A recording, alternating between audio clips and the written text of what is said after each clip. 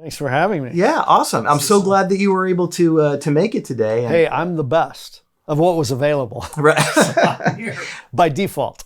No, I got to tell you what, I was so excited. And when I was talking with the guys about you coming today and all the different stories that we've talked about throughout the years of when we first met on 2.5 Men. 2.5 Men. It all boils down. It all 6 degrees, 1 degree from Charlie Sheen. How does that? Anyways, 2.5 Men. Yeah, exactly. 12 years and 262 episodes. I have the details from every show. It's hard to believe that within the 12 years that we got that many episodes based on, all the different breaks. And apparently, it was popular. It still runs today. It's rare for me to be part of a show that I actually like. I was a fan of the show. It was just fun.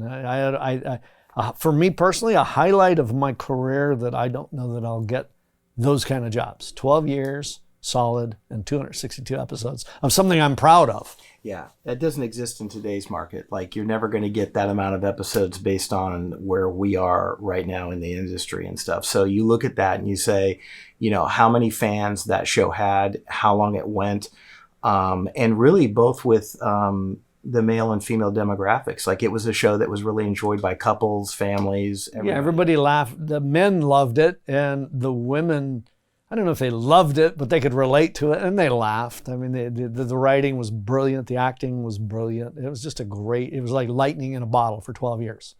Yeah, I mean, some of those episodes that we did together, the details that we had to get into to be able to make sure that, it was ready for Friday night, and how much we had to shoot before that to be able to, have it flow for the audience as well as it did. So sure. And for me, people say, you're a stuntman. What stunts could possibly happen on 2.5 Men? And then, I remind them every week, there was a fall, Rose over the railing, Charlie down the stairs.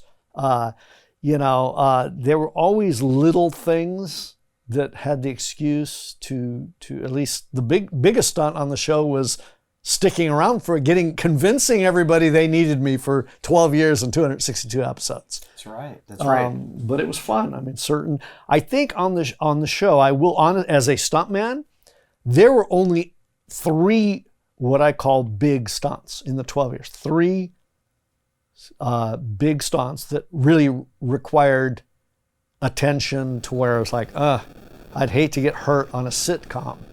Out of the 12 years, there were only 3 big stunts that I can remember that were really... What's the biggest? Because I think I have one. On 2.5 Men? Yeah. Okay. There was an episode that I had to double Charlie running down the stairs in just boxers, yet Jake forgot his skateboard on the landing. So I had to run, I had to hit the skateboard and do a stair fall on those nasty ass hard tile stairs. And it hurt so bad. Then I had to do it a few times. That was the one. Thought I'd broken ribs on them, but I got lucky. The other stunt was doubling John Cryer, actually. And it was a high fall on stage where he is adjusting the antenna and he's off camera and Charlie says, you got it figured out? And he falls from the roof past camera. And I had to do a high fall, 30 some feet in the dark through the perms on stage and hit a specific mark. And 30 feet is like 3.5 stories or so. And it's going to hurt if you mess up. So that was the second one. And the third one was when Charlie runs through a plate glass, real tempered glass door because he's heartbroken over something, and he runs through the door. And I had warned everybody on the set that it's real glass, so I'm going to bleed. There'll be superficial cuts, but there will be blood. And I'll never forget Chuck Lorre or somebody said, "Oh, there will be blood." So those were the 3 kind of, stunts that were what I'd consider real stunts. The rest of it was what I call tickles and tackles. Right. But 12 years of it, so. Yeah, that's pretty wild. What would you say within your whole film career or television career is maybe the hardest stunt? I mean, we'll get into the actual jump of Evel Knievel, but the actual like real film stunt that you did or television stunt? I don't know that there is one hard stunt. They all all stunts require some kind of thinking, thought process, and execution. And some require more and some require less. Some are difficult in the planning, but easy in the execution. Some are easy in the planning, but extremely difficult in the execution. So I love when producers always say, oh, this is a nothing thing. Usually they're saying that to minimize what it's going to cost. And my response is they're all nothing things till they become something. Then they're everything. So for instance, as described on 2.5 Men, just running down the stairs, hitting a skateboard. See, it was less than not even a paragraph, yet doing it was like, holy crap, people have been paralyzed for much less. I couldn't wear pads because he's in boxer shorts. I couldn't really put carpet down because they're tile stairs. So something as simple as that you could easily end up in the emergency room. Yeah. So I don't know that there's any one stunt that is really where it takes all this technical. Well, there are, but there wasn't on 2.5 Men, thank God. I saw one that you did. I think it might have been for Hawaii 5-0, and it was you driving a car, crashing into another car that was, burst into flames. And do you recall that one? Well, I've crashed a lot of cars, and a lot of them have burst into flames. So I don't know this particular one you're talking about, but cars has been one of my fortes. I mean, I do all the other stuff, but cars are usually generally a lot safer to do because you're surrounded by all this metal. Even though they look hellacious, some of the car crashes, you're in your own cocoon and it's as safe as you can possibly make it. The hits can be hard, but you're still, encapsulated. It's the stunts when you're exposed on a motorcycle, on a high fall, right? When it's just your body and you can only put up so much padding or you look like the Michelin Man. Those are the ones that are require a little more like, oh, how bad is this going to hurt? Here's the one thing. People say to me all the time, we want you to do the stunt, but we don't want you to get hurt. And I say, then I can't do the stunt. What do you mean you can't do the stunt? Because I'm going to get hurt and I'm going to get paid really well. There's a difference between being hurt and being injured. Okay? A professional boxer or a professional football player, if they're successful, they get hurt every week. They ought not to, and they pray not to get injured, but it hurts to fall on the ground. And a lot of people kind of look at me when I say that, and when I explain, I'm going to get hurt. All my stuntmen, we're going to hurt all of them. We just ought not to injure them. And that's why we're going to pay them really well, because we're going to hurt them. Nobody likes to get punched in the face. Right. You hope that it's not going to leave a mark, but sometimes you get punched in the face. It hurts. Yeah, I'm always amazed when I look at your work and or any stuntman and some of the what they have to go through now and everything. And I know that there's one thing. I don't know if you want to talk about it or not, but I know that you were working on a big production, a big movie, and there were a lot of cars, and it required. I think there was a bridge and driving back and forth, and something had basically kind of come undone, and it actually hit one of the cars. Where the you're talking about Transformers. Yeah. Oh, yeah. I can't remember if it was the first Transformers or the second Transformers. Big production. When you're working with Mike, and I love working with Michael Bay. I've done 4 or 5 films with Michael, and it's if you're working with Michael Bay as a stuntman, you are playing in the Super Bowl. It's the highest level of action, highest level of money. You're playing in the Super Bowl. Now, that being said, Michael has a reputation. He wants big and he demands big and you're going to get your ass kicked. But it's intense. You better bring your A game when you work with Michael Bay because he has little tolerance for anything less. Yeah, it doesn't suffer fools. No, but I love working. But a lot of people crack under that pressure because, shit happens. You cannot make a great omelet without breaking a few eggs now and then. But yeah, on this particular, and it was probably the first Transformers. We were in Chicago, and it was during a stunt sequence, but it wasn't a stunt that went bad.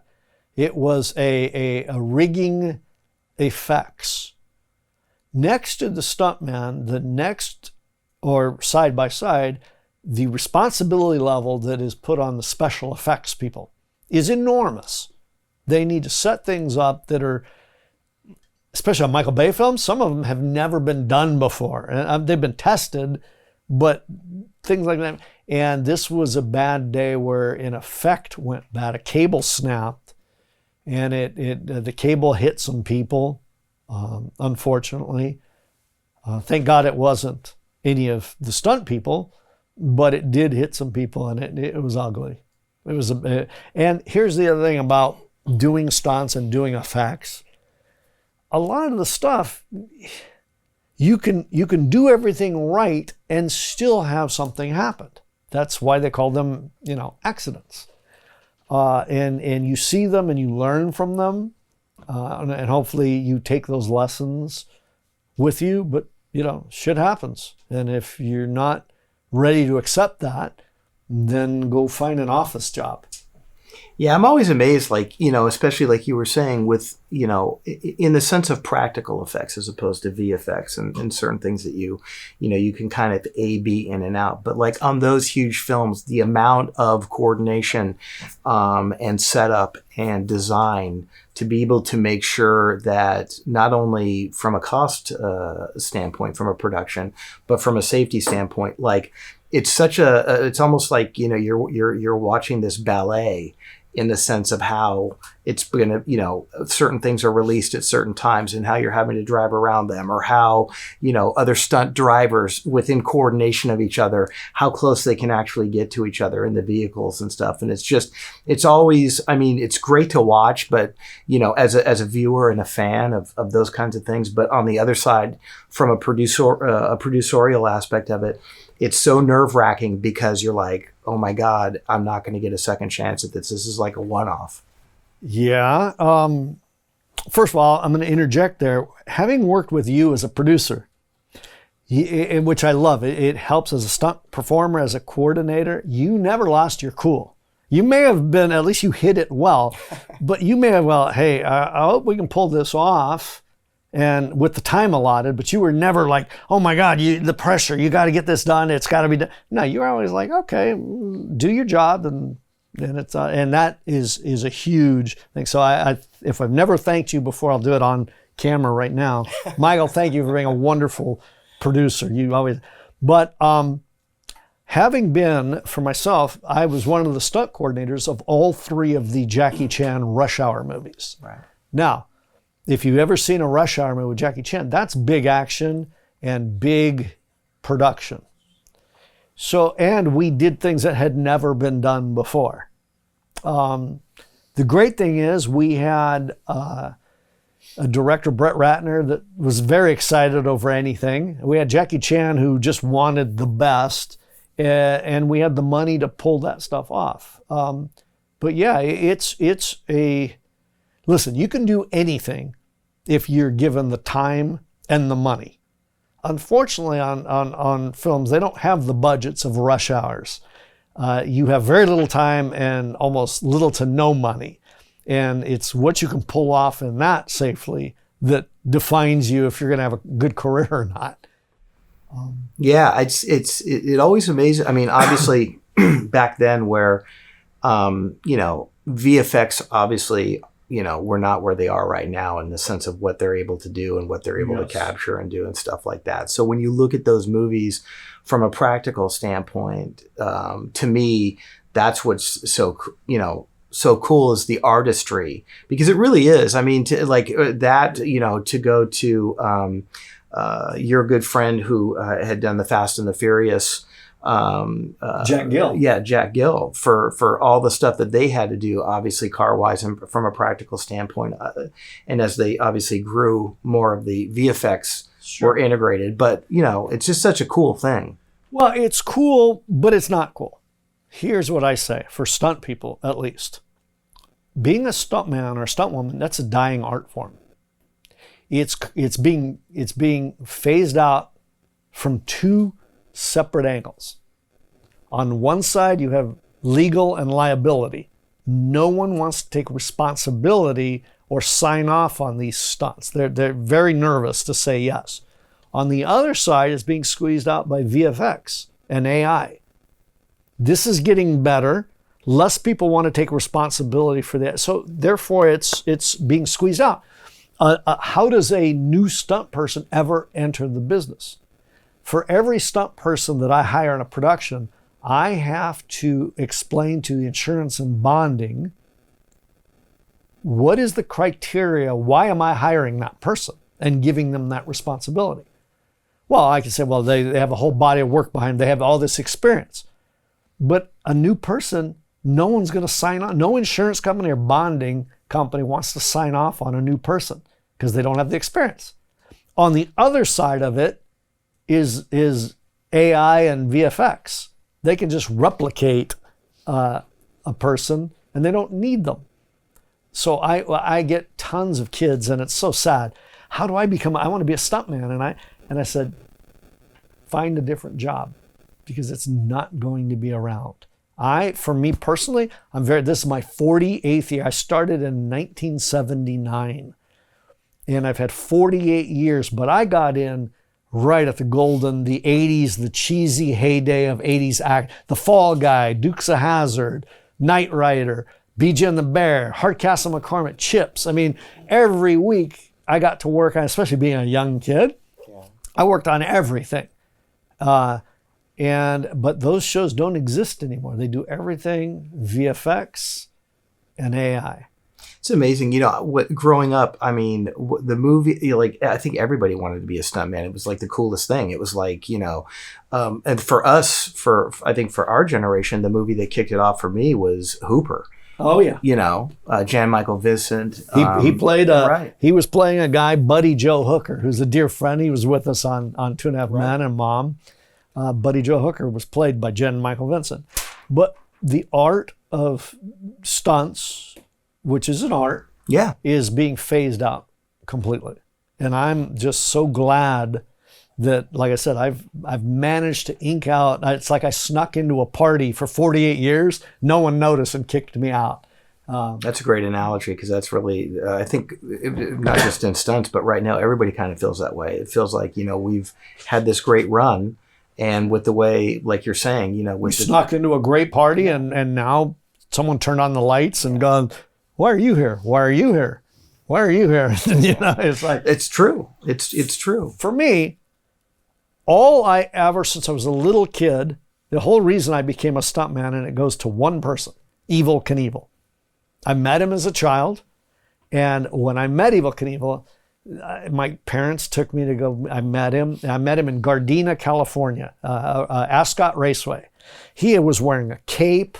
He had a cane. He was larger than life, and I got to meet him, and I wanted to be like Evel Knievel. I didn't know, what it would try. So I, of course, rode my bicycles like Evel Knievel. I rode motorcycles. And at 17 years old, I got my first stunt job. And I thought, wow, this is as close to being Evel Knievel as I'm going to get. And I got paid, which was at 17. I said, oh my God, I'm going to see how long I can string this along.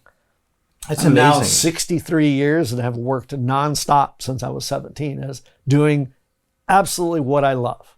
I'm a professional stuntman and I love it. It's the coolest job I could have ever asked for. I mean, Evel Knievel was larger than life. I rember on Saturdays, if there was a Wide World of Sports. And he had the highest ratings. He had the highest ratings for his specials, the Wide World of Sports. It was crazy. And here's the funny thing. Evel Knievel became more famous for his crashes than he ever was for his successes. His biggest things were his crashes. But But he got back up and did it again, which was either foolish or extremely cool. But as a child, that made an imprint. I mean, Evel Knievel influenced a complete generation.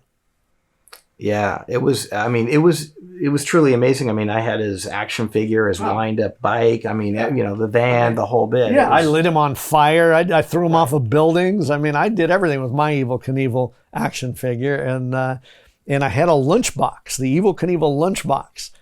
And I would sit as a kid at school eating my lunch, and I would just look at the pictures on the lunchbox. Yeah. Smash cut to years later, I actually got to live my lunchbox because we created one of the famous panels on the lunchbox. Well, that's what I was just going to say too. I mean, how great is it that, you idolized him from at the earliest age, and not only being able to get to do stunts and things that are cool within the whole same, kind of vein of Evel Knievel, but you actually documented and did a whole movie and replicated successfully, as opposed to him, the Snake River jump.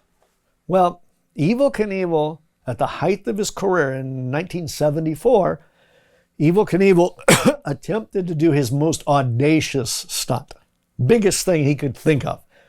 And that was to try and fly a rocket across the Snake River. Everybody thought it was the Grand Canyon, but it was the Snake River Canyon in Idaho, Twin Falls, Idaho. He made a huge spectacle of it. It was a big, and what a lot of people don't know, that was the very first pay-per-view event ever. Oh wow, I didn't know that. Yeah, most people don't. It did not exist until that Snake River thing. They said, Evel Knievel said, let's film it and let's televise it live. People can pay to watch it. And that was the first pay-per-view event ever. That's amazing. So he attempted it. Now here's the weird thing. It didn't kill him, but he wasn't successful. He didn't make it across, and it didn't kill him. And he always said, people don't want to see me die, but they don't want to miss it if I do. Right. He always said that. So he attempted it. It didn't kill him, but he walked away. He said, I'm never doing that shit again, ever. And since 1974, it remained untouched. Lots of people were going to try, from the Travis Pastranas but they could never figure it out how to do it and survive. So, stupidly or not, I had this idea in 2013. Now, at that point, I'd been doing stunts, 40 years. I've done every stunt I've ever wanted to do. And I thought, what a way to kind of cap off my career. If I could finish out, not saying doing what he couldn't do. I would never say I did what Evel Knievel couldn't. I say I finished what he started, okay? Because he inspired it. A relief pitcher that comes in the 8th inning and he wins the game.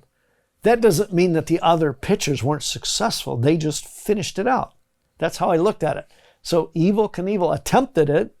He left on one side of the canyon. And if I could survive it, I would land on the other side. So I said, you know what? I think I can actually do this. And I would look at it from a stunt coordinator. Like, this is just another elaborate stunt sequence in a Jackie Chan film. So I got with the Knievel family, because without having their blessings, I would feel nothing more than another bad Elvis impersonator.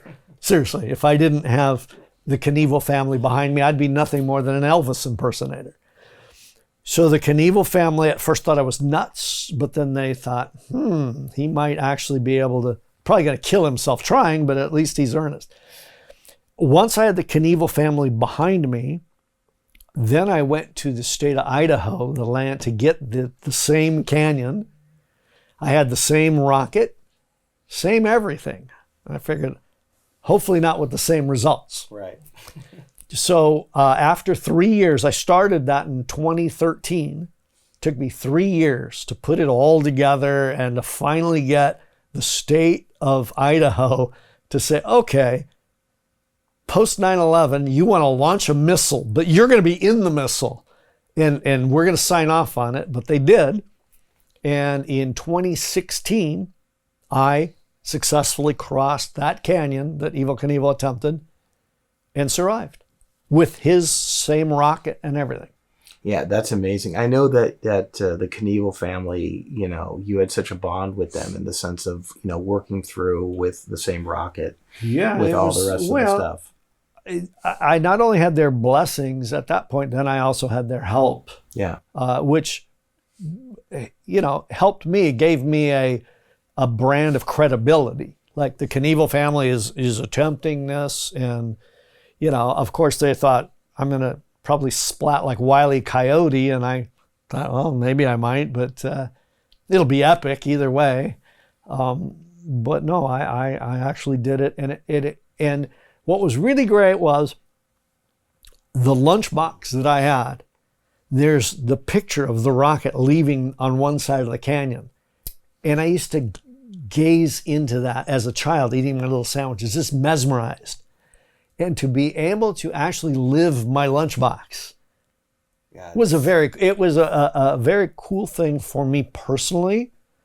Also, as a stuntman, you know, every stunt's pretty much been done. Different variation, but cars have been crashed, horses have been fights, fires.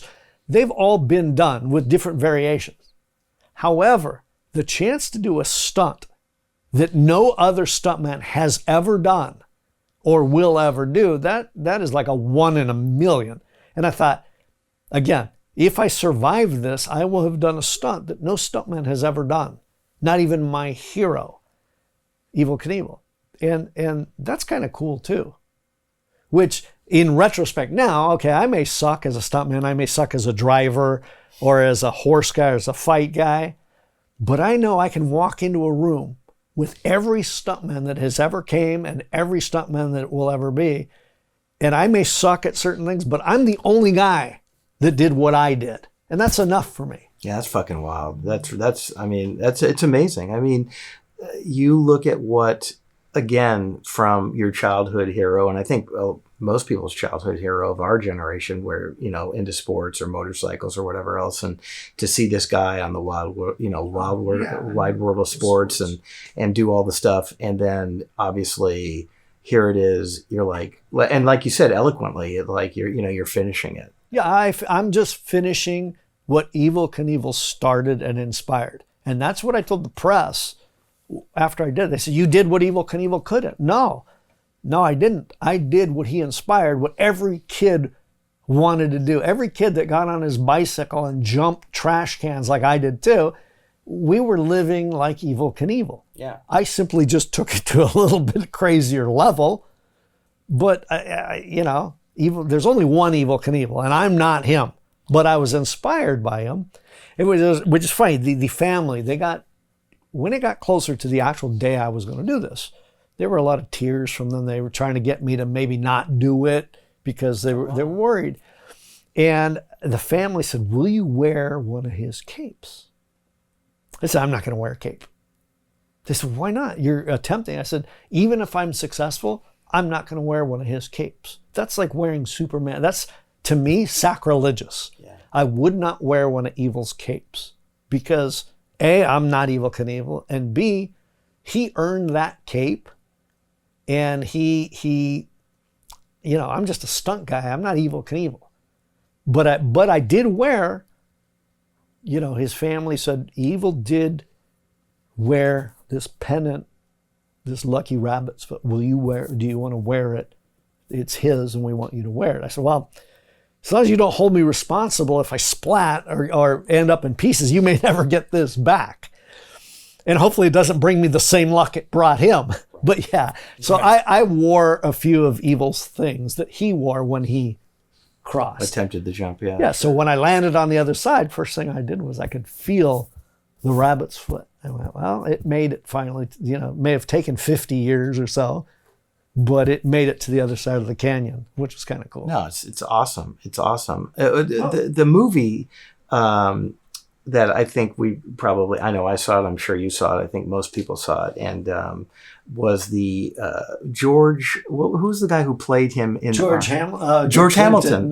Hamilton, you're right, yeah, George Hamilton. Was it Evel Knievel? I don't know. Right. A couple of people have played Evel Knievel. Right. George Hamilton did and Sam Elliott. Right. played Evel Yeah, Knievel. but George, for us, that was our generation. Yes. That was such a cool piece at the time, and seeing all that. So I always, in my mind, I always reflected that. And then obviously, when you went through all the stuff and did the jump, and I'll tell you what, after doing the jump, I learned a couple things.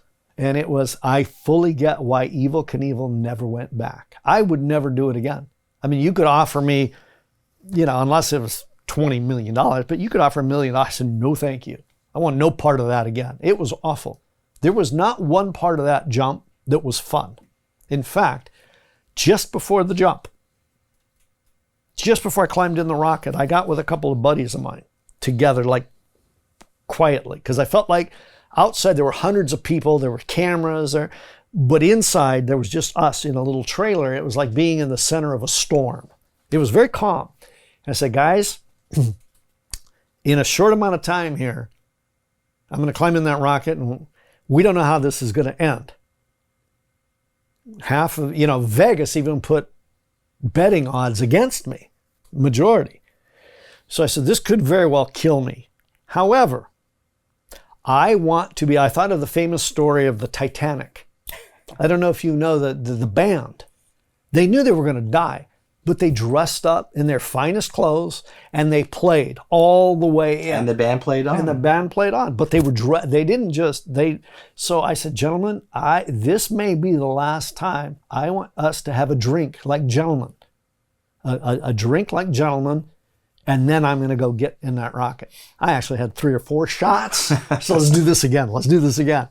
But we sat like gentlemen because in less than 10 minutes, that could have been the last drink I would ever have. My confidence was high, but there's just so much that could have gone wrong and was untested because this wasn't like a NASA project. I mean, this rocket was built in a garage with like duct tape and a ball peen hammer. This was not some carbon fiber computer tested. This was like, as punk rock as it gets. And I was going to climb into this thing. It was hissing so I get why Evel Knievel never wanted to go. He said, I tried it. I'm never doing it again, which it always baffled me because he was very wealthy and he was world famous. How would you walk away from a stunt that you didn't complete? Now, my mentality as a stuntman is if it doesn't kill me and I'm not successful, take 2, take 3. And I told everybody, I'm going to attempt this until it kills me or I'm successful, because a stunt guy is not going to walk away from a stunt that he's committed to. That's the one thing about stunts. When I told everybody about this, even before the rocket was built, I'm like, crap, I just told everybody I was going to do this. So now I have to do it, because as a stuntman, if you don't do what you say you're going to do, you lose all credibility. Because 90% of your jobs are people saying, can you do this? Or attempt it, and we're going to set up cameras. We're going to pay hundreds of people thousands of dollars because you said you're going to do it. So once I said, yeah, I'm going to do this rocket, I was like, crap, I guess I really got to do it. Which is a motivator and a sucky position to be in. But you have to let your yeses be yes and your no's be no. Yeah, I mean, I think one of the big things too is that, like, when you really look at it and you look at Stuntman, the movie that you did based on, your life and obviously the jump and everything else, you can really see, all aspects of that. So everything that we've talked about in the sense of like, what Evel Knievel meant to you, everything that you've done, I'd really like to, get into how you got everybody involved and how did that story start for the movie? Well, first of all, when you're especially something that audacious, you feel kind of like the Pied Piper. You're out there, no one's around, and you got to convince an awful lot of people that you're not nuts, because it took so many people. It all started with the idea that I'll tell you the whole story, exactly how it started. And I had the idea, and I told. We were at Charlie Sheen's house in his kitchen, and I told his assistant, Steve Golubiowski is his name. And without Steve Golubiowski, none of this would have happened. Because when I told Steve this and we were drinking, he didn't think I was nuts. He knew I was dead serious. And he looked at me and says, if you're really going to attempt this, how can I help? He didn't laugh at me. Here's the funny thing is, when I landed on the other side of the canyon, I had a lot of mixed feelings. There were a lot of people that I wanted to just tell them can I cuss? I can cuss. Yeah. There were a lot of people I wanted to say, fuck off. A lot of them. I called it the Olse. Not one, but two. Olse, bitch. Because people mocked me. People didn't have faith in me. People ridiculed me. It's not until they started seeing that I was actually going to attempt it, then some of the mocking died, but there were still the jokes. One guy in particular, a stunt guy, who I thought was a friend, said, hey, he would always joke, how's your lawn dart coming? He would always say that to me. And, in essence, it was a lawn dart. Right, sure. But when I'm at my most vulnerable and I need all the support mentally, whatever, you don't joke at me. Because once I landed, I want to say, motherfucker, it was an awesome lawn dart, and let me know if you ever do anything half as cool in your life. Yeah. So there were I had to hold back a lot of mixed emotions because there were people, in that 3 years, I found out a lot of people's character towards me. Right. There were people that were ultra supportive, and there were people that mocked me and thought I was full of shit. Wow. But Steve, from day one, from Jump Street, Steve and Charlie said, dude, that's epic. Charlie said, dude, that's epic. It's big. But you sure you want to do that? I said, yeah. But Steve said, okay, if you're going to do that, there's things we need to. Steve is the smart guy. We call him Cy, like Cyborg. He shows no emotion. He just. So we proceeded that day to drink all this wine, get hammered, but we worked out the details of like what steps would I have to do if I actually was going to attempt this, and what we thought it might cost, and who would we get the money from. And then Steve had this idea also, if you're going to do it, of course we got to film it. Even if we end up with the coolest home movie, we got to film this thing. So all of a sudden now, by the end of that day, drunker than hell, we had convinced ourselves that we would do the stunt, but also make a movie at the same time. Now, I've made movies. I've spent my career making movies for everybody else. I'd never made a movie for myself. It's amazing. One thing, you actually have video of that initial day and the conversation and the stuff. Yes, because I'm a crazy weirdo. I film everything with my iPhone or whatever phone I had at the time. I actually wanted to memorialize, even if I laughed at it later. So when Steve and I drank this wine in Charlie Sheen's kitchen, getting hammered, talking about it, I memorialized it by filming it. So I have it on that day in 2013. Hey, let's launch a rocket. Let's make a movie.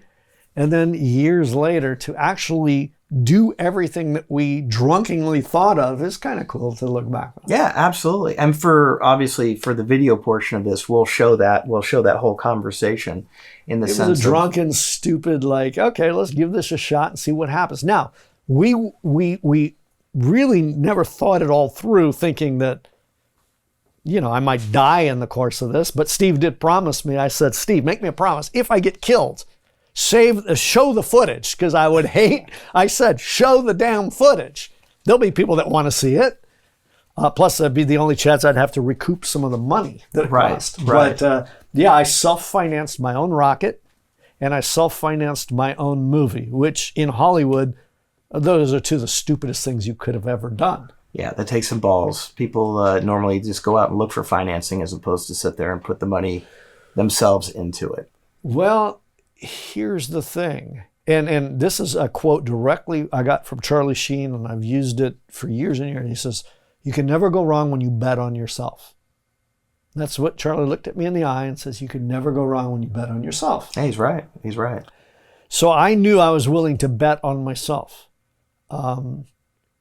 So I said, I'll take, and I'm not a rich guy, but I'll take the money I have and get the ball rolling, because trying to convince anybody to give you money for a rocket, yeah, good luck with that. They're like, yeah, right. You want what? Who's this crazy person? Exactly. And you know, going back to the Pied Piper thing, slowly, one by one, I started to convince people, at least that I would attempt it.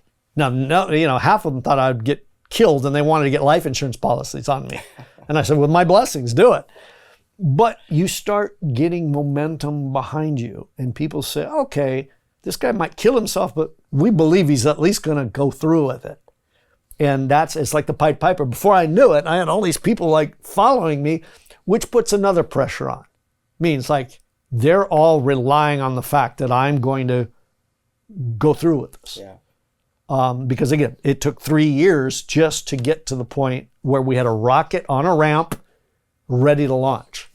And people trying to convince me not to do it because everybody thought I'd get killed. But once you have all the faith of everybody, you damn well better do what you say you're going to do. Yeah, you better follow through. You better follow through. But again, having done it now, I mean, I went from, we did put biometrics on me because I thought, I'm only doing this once, I think. Let's find out as much information as we could.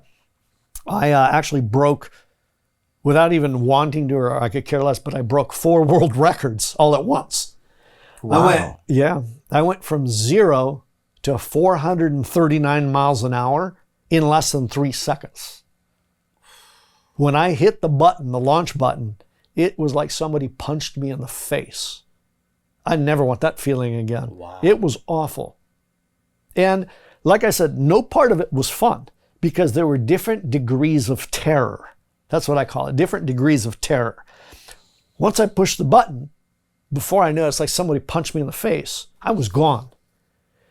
And I realized once that flash that I was... Do you just black out? I didn't black out. Thank God, because I had to pull the parachute. Right.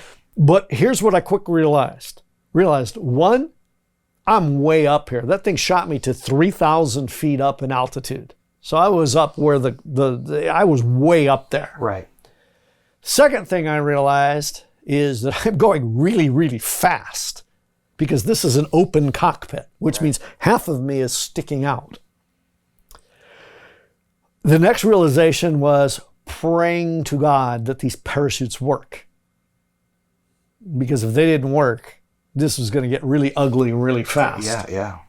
I also realized the rocket actually spiraled like a football. It was not a smooth, like a ballistic missile. It's like a corkscrew. Like a corkscrew. So I saw sky, canyon, like in seconds. I saw sky, canyon. So I knew I was tumbling. I wasn't quite sure if I was tumbling end over end or spiraling. And it took me a few seconds to realize, okay, I'm spiraling. I guess that's a good thing because I'm still pointed in the right direction. Right. I also realized I cleared the canyon in the first half second because I saw it way behind me. I was over land at this point. The canyon itself was 1,600 feet wide, a quarter mile, which standing there looked impossible. Quarter mile. I said, I'm going to splat. If I even get to the other side, I'm going to splat like Wile E. Coyote. Right. However, the rocket was so powerful and so fast that when I landed, we GPS'd it. It was 5,323 feet. A mile is only 5,200 feet. So I actually cleared the canyon by a mile. Wow. That's how powerful that rocket was. The other fear I had, which I was told early on, is the rocket is built, it's Evel Knievel specs. It's an open cockpit. So my fear was the weakest part of the rocket was the opening of the cockpit, of which half of me is sticking out. Right. So I had this fear that I would land, but the thing would fold in half right at the opening and just cut my head off. So the first part of terror was the fact that I was traveling high up, praying the parachutes work. So I pulled the first parachute. The first parachute was a drogue chute because I was going over 400 miles an hour. You can't open a main. They said pull the drogue chute, which is something Evel Knievel had set up, and then you pull the main after you count. When I pulled the main parachute, I was still probably 2,000 feet up and going way too fast. I thought, my God, I'm going to make it to the other side only to be decapitated when this thing folds in half. Right. So that was the second phase of terror. Was okay. The rocket didn't blow up. I left. I cleared the canyon, but I'm going way too fast, and now I'm going to get cut in half on the other side. So I pulled the parachute. I could see the ground coming up. I thought, if I don't get decapitated, I'm going to break both my legs, which would have been acceptable. I thought, okay, I can handle 2 broken legs. That's a win if I did. Right. So I had hit on the other side, and it hurt like hell hitting. And here's the weird thing. No one thought I would travel that far. So there was no one there to receive me. I was all alone in the middle of a field. I felt like Starman.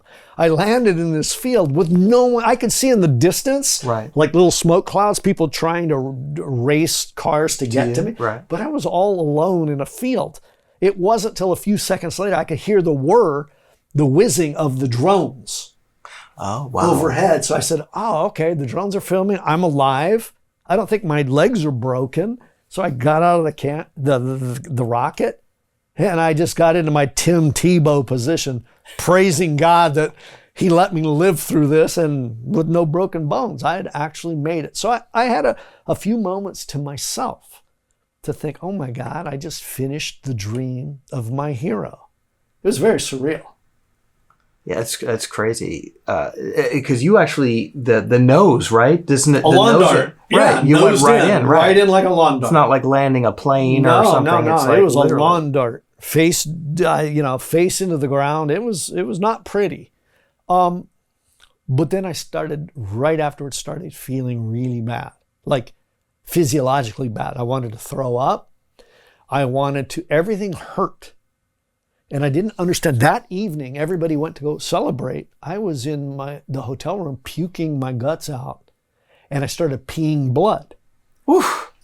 And I didn't get better the next day. I started to get worse. Then even my hair hurt. Now, I've never done a stunt where my hair actually hurt the next day. I went to the doctor, and they did MRI, and they said, I also suffered 8.5 G's instantly. It wasn't a gradual buildup. It was an instant 8.5, like riding an explosion. Right.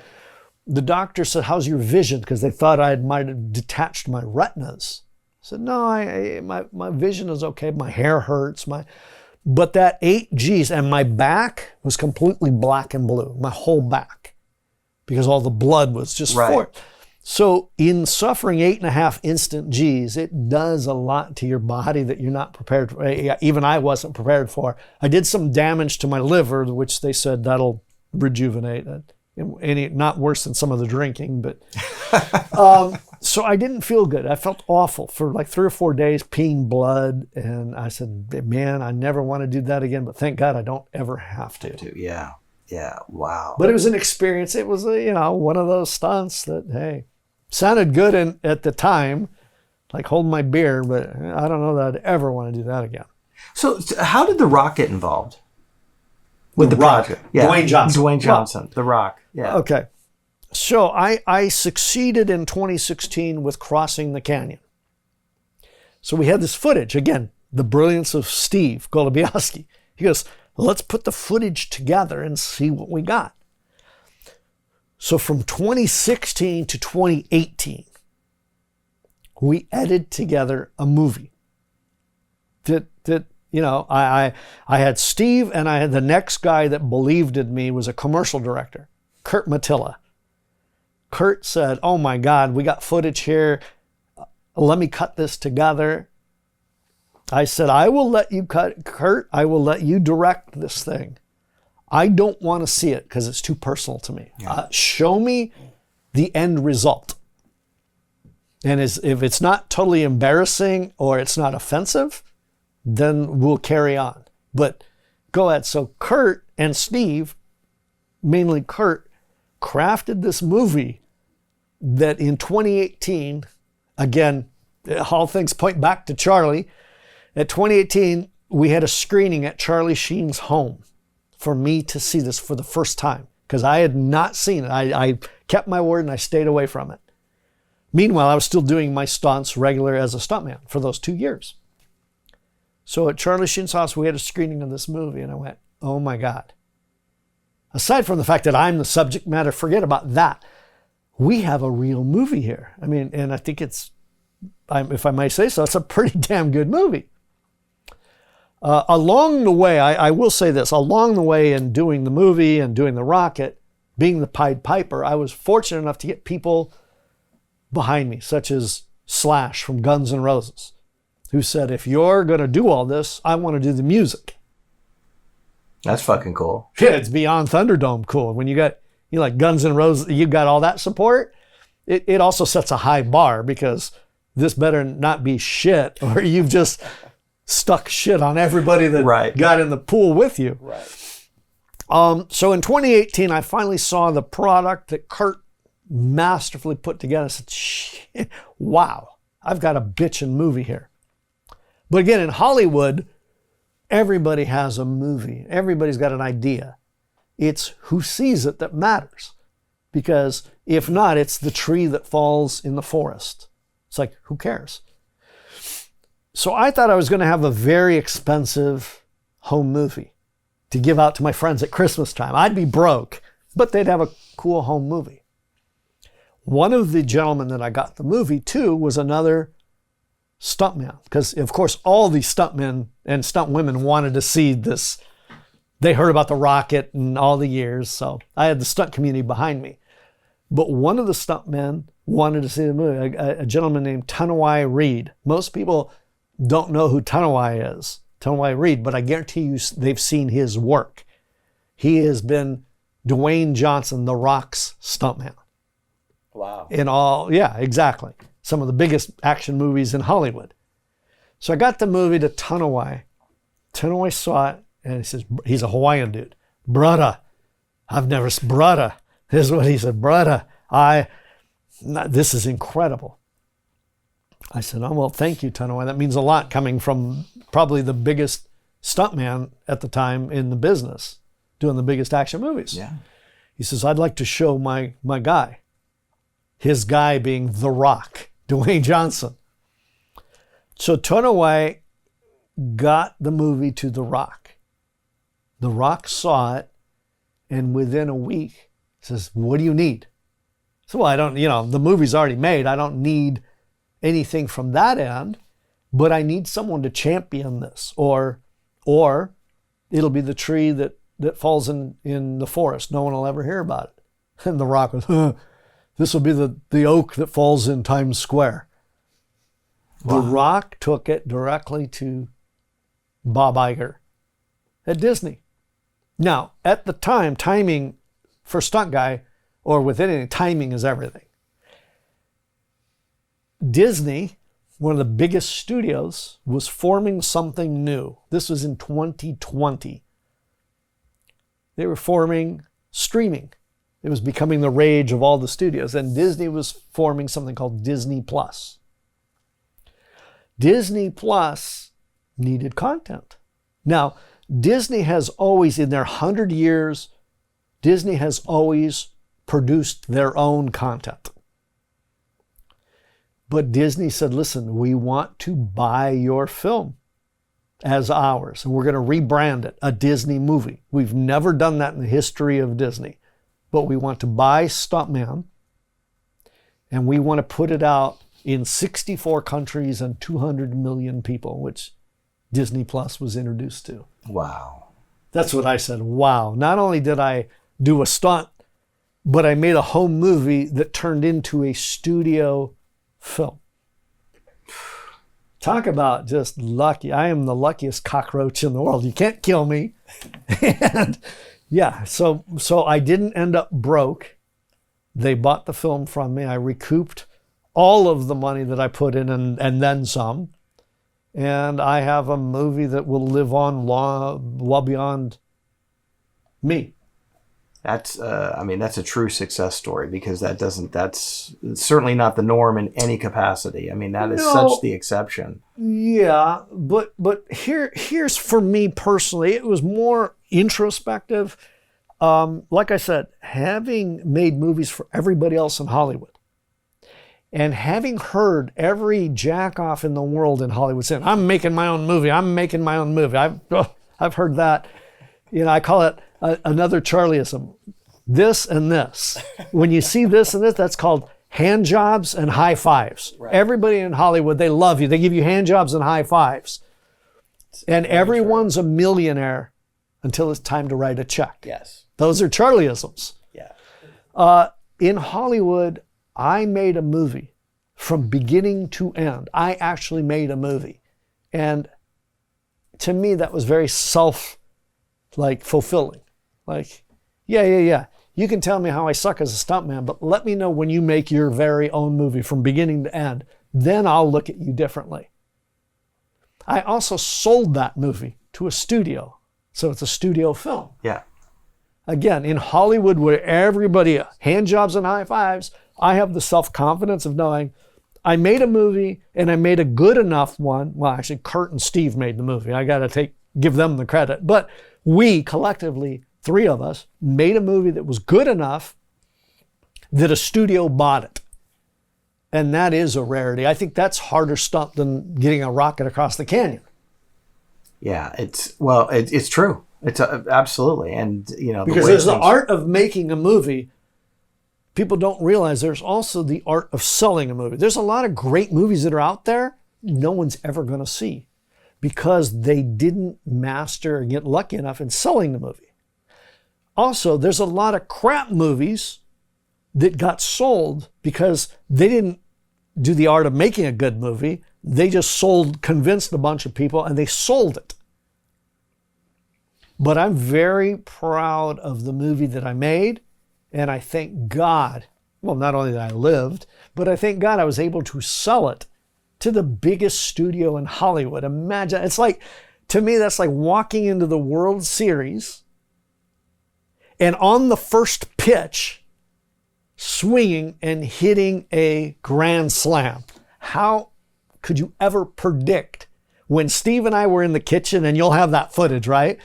When we talked about doing a stunt and making a movie about it, I don't think we ever really dreamed that A, I would live, and B, we would sell it to a studio. Never in a while, but we were committed to doing it regardless. Yeah. And there's also, what's the story of the cork? Well, if you look at the footage of that wine that we drank, I'll also give you the picture. I took a picture of the cork and I dated it.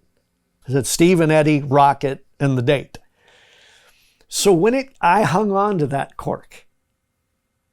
And for the 3 years while we were getting this rocket and everything. So on the launch day, along with the Evel Knievel personal items, I put that cork in my pocket. Thought, well, if I survive this, I got the cork, and I showed Steve. And I didn't tell Steve this. Kept the cork in my pocket. So after I landed, Steve, look, I got the cork. Oh, you jack off, cool. And then he forgot about it. I kept it on my desk. So as they were editing the movie, and when we finally got the call from Disney, they're going to buy the movie. We went to Burbank to seal the deal. I brought that cork and I put it on the desk in front of Steve. And he went, son of a bitch. So that cork was spawned from the idea in Charlie's kitchen, traveled across the canyon in a rocket at over 400 miles an hour, and then sat in a Disney executive office when we signed the biggest deal of our careers. Blown away. That's amazing. And I'm sure the cork is in your office. It's in my office near the skull, right by the skull juice. Well, okay. So now we've brought up the skull juice. Let's go into the history. Do we have time, or am I going to? Your listeners, your viewers are probably asleep now. No, not at all, not at all. We have to do. Okay. This is a fantastic story that everybody needs to hear. Footage from the cork? From the skull? We will, for all the viewers to be able to see this, we will show the actual skull juice on the screen. Then they're going to think I'm completely nuts. Right. Well, okay. But I'm your friend, so right. Exactly. I got that. Right. Exactly. Okay. So in my office, as you know, I have a human skull. 30-year-old male, a real human, not a prop, a real skull. Yes. And this skull sits in a vat of 100-year-old rum, which I affectionately call skull juice. And when you come to my office, as all you guys are going to have an invite, you can partake and drink 100-year-old rum from a human skull. I did a commercial years ago, and I hired. I'm a rum pirate. That's my drink of choice is a rum, and the dirtier, the better, because I'm a pirate. That's what I heard. It's okay. So I was gifted. I hired these people on a commercial, and they made a lot of money. So them knowing that I love rum gifted me this 100-year-old, like 25 grand in rum. Wow. Eddie, we want to give you this. We made so much money. We know you're a rum connoisseur. Here's this rum. I went, wow. I was like, wow. I thought, man, I can't take something. I'm very ceremonial, right? Smoke 'em peace pipe type guy, whatever. If you can't tell. Anyway, so I took this rum and I said, I can't drink this rum and I can't present it in my office unless it's presented properly. So my original wild idea was to get a real shrunken head from Indonesia. They do have them in Indonesia. However, no, they have. I went down a rabbit hole. I believe you. The problem is you can't it's next to impossible to smuggle them into the U.S. and I didn't have the time or the wherewithal or the money to smuggle a shrunken head in. Right. So, but someone else said, you can buy, it's perfectly legal, you can buy human bones. I said, really? I thought to myself, wow, can you? Okay, I got the rum. If I got a skull and it's human, that might suffice. So I went down this other rabbit hole, and in a couple of months, I actually got myself a human 30-year-old male skull. So you're going to include the video in with this? Okay. The video, absolutely. So I took the skull and I put it in a vat, and I took this $25,000 100-year-old rum, poured it in the vat, and said, oh my God, this looks like a cross between the brain that wouldn't die and something really piratey. So then, of course, once I had the vat, I had the skull, I had the rum, I needed to get I love antiques, and I got an 18th century hand-carved pedestal. So I put the vat with the skull, with the rum on the pedestal, and voila, skull juice. Oh my God. That's the story of the skull juice. I can't even imagine. I mean, well, you can, because I showed you the video, and you can put the video in the... No, absolutely. But I mean, it's just what a fucking wild story that you would have. Well, what's really cool is human skull. When people come to my office and, we talk some business and then it's time to drink a little alcohol, we drink skull juice. I've got this human skull. It kind of looks like the brain that wouldn't die, It's in a vat of rum, and it's incredible rum, 100-year-old rum. I also heard there's a connection to how this kind of thought came about. Well, this all came to a story which it involves a private jet. It involves Nome, Alaska in a snowstorm, and it involves homemade moonshine with a pickled hand, like a real pickled hand, floating in it. And that made such an impression on me, drinking that pickled ham that was in a jar. It was someone's hand. That I thought that this was like 20 years ago. And when I got the rum, I thought I want to present this very piratey.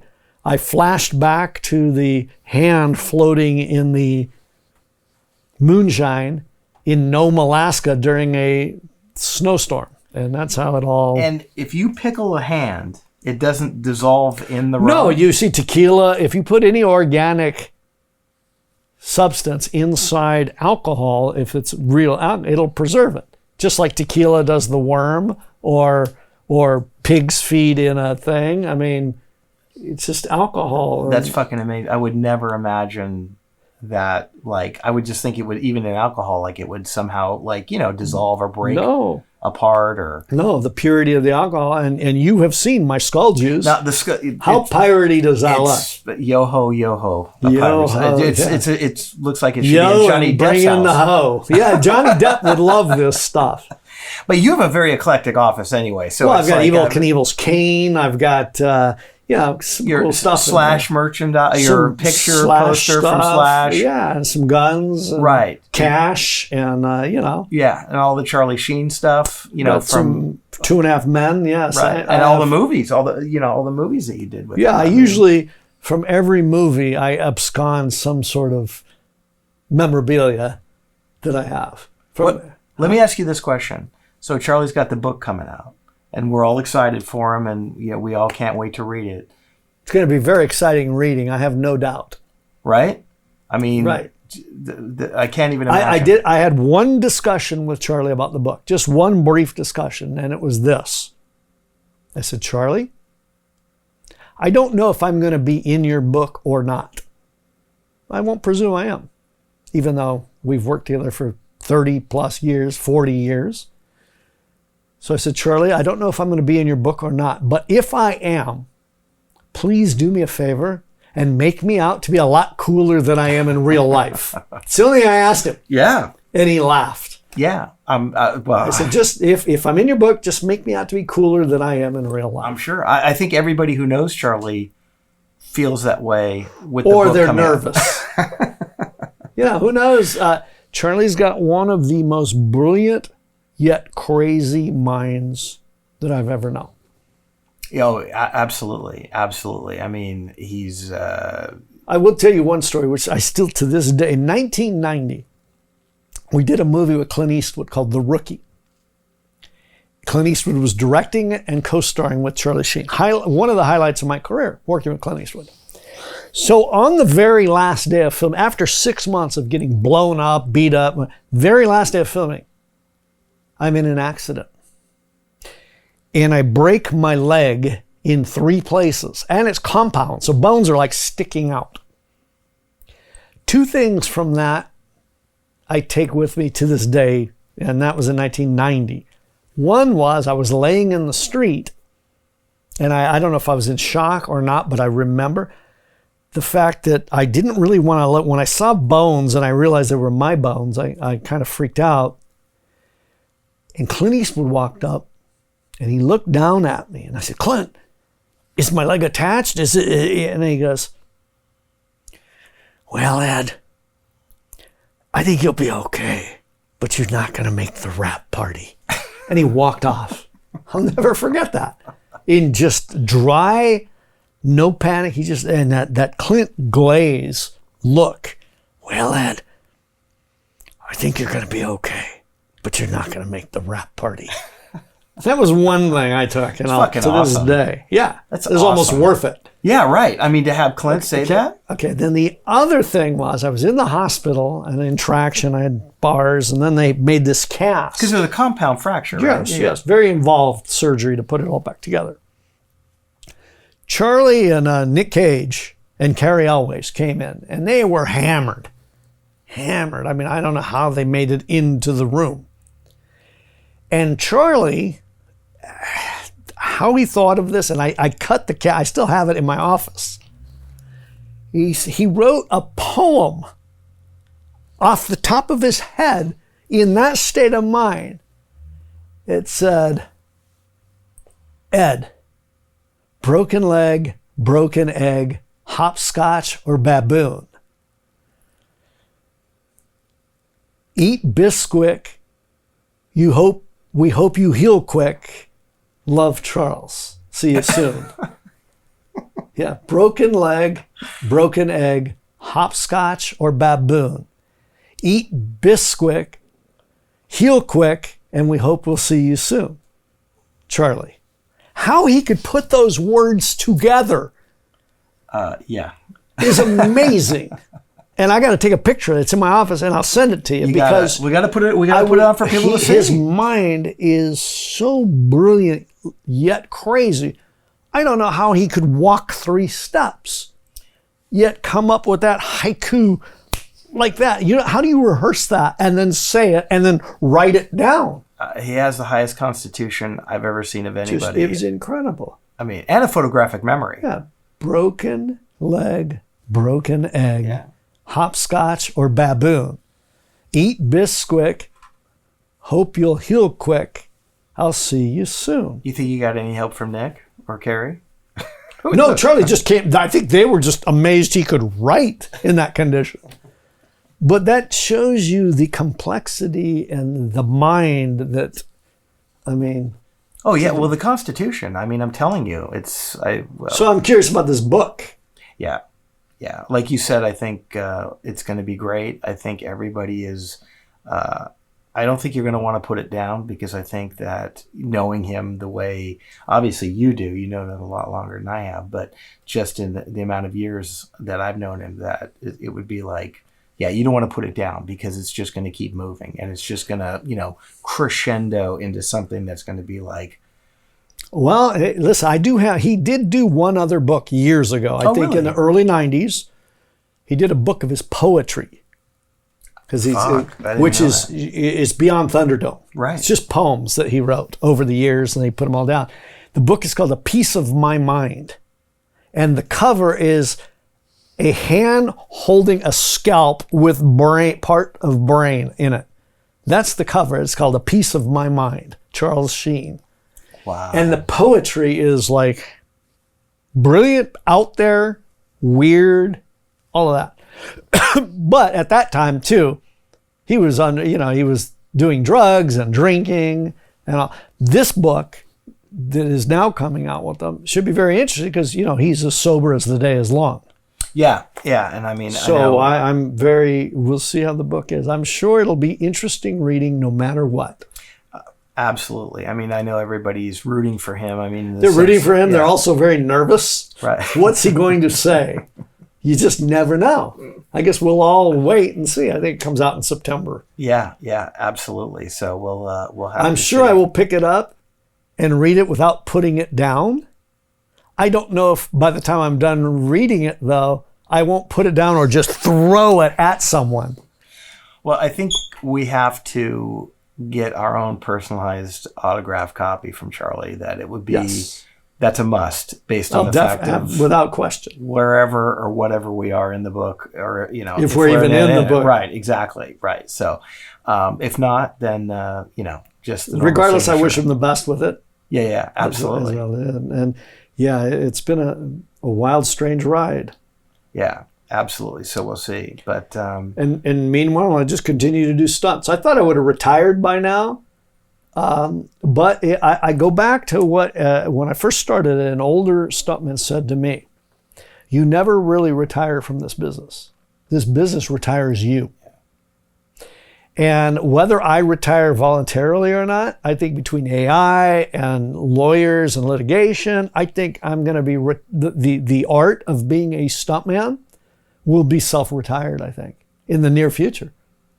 Yeah, well, let's hope not. Let's hope that there's... Hey, whether it is or not, right. I've had a great run. I've exceeded my wildest dreams. I'm the guy that snuck into a party and no one noticed he was there for many years. Yeah. Now the lights have gone on. People are looking around, and I'm just hoping they don't look at me and said, what are you doing here? I think we're going to have other projects that no matter what happens with AI, and I'm going to talk personally, is that we're going to just make sure that there's a stunt in there for you to do, just so that we can carry the lineage all the way through. Or we just skull juice and everything will be fine. You gotta love it.